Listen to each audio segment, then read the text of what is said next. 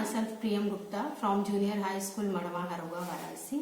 और आज मैं आपको प्रकाश चैप्टर या लाइट चैप्टर से संबंधित एक जो छोटा सा टीएलएम है केलाइडोस्कोप, उसके बारे में पूरी जानकारी दूंगी। उसका प्रिंसिपल और कैसे उसको बनाते हैं और उसको इस चैप्टर में कैसे यूज कर सकते हैं बच्चों के साथ, ये मैं आज आपको पूरी जानकारी दूंगी।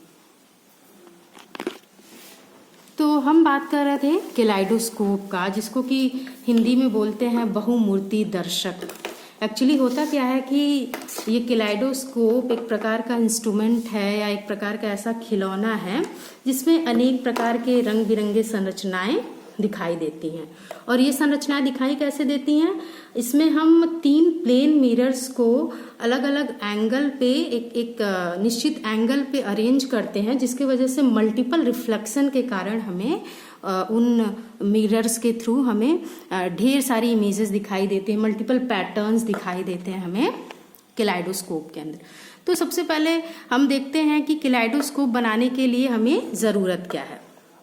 केलाइडोस्कोप बनाने के लिए हमें 3 मिरर के पीसेस की ज़रूरत है, रेक्टेंगुलर मिरर पीसेस की ज़रूरत है। और उस मिरर जो तीनों मिरर्स हैं उनकी लेंथ 15 सेंटीमीटर लेंगे हम, और विड्थ उसका 4 सेंटीमीटर लेंगे।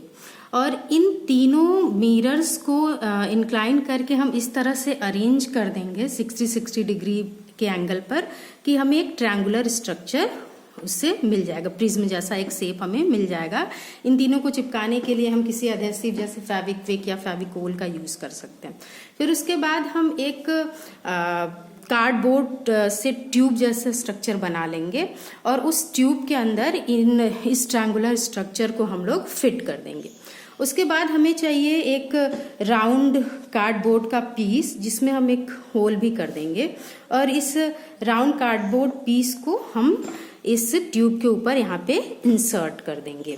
उसके बाद हमें जो ज़रूरत है वो एक राउंड ग्लास प्लेट की ज़रूरत है, जिसे हम यहाँ लगाएंगे।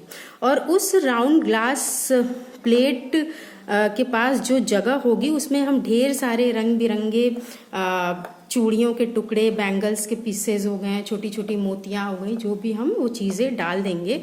और फिर जब हम यहाँ पर बच्चों से देखने के लिए इसके अंदर बोलेंगे तो हमें इन मिरर के पीसेस की या जो भी चूड़ियों के टुकड़े हैं, मोतियाँ, इनकी ढेर सारी रिफ्लेक्शंस इस मिरर के अंदर दिखाई देगी घूमती हुई, और बहुत ही सुंदर आकृति दिखती है। इसीलिए इसे बोलते हैं बहुमूर्ति दर्शक। बच्चे बहुत ही पसंद करते हैं इस केलाइडोस्कोप को, तो ये उनके लिए बहुत ही अच्छा खिलौना हो जाता है। इसमें बच्चों को हम ये बता सकते हैं कि बच्चों, आप लोग जानते हैं कि मिरर चीज़ों को रिफ्लेक्ट करता है। Mirror reflects everything in front of us.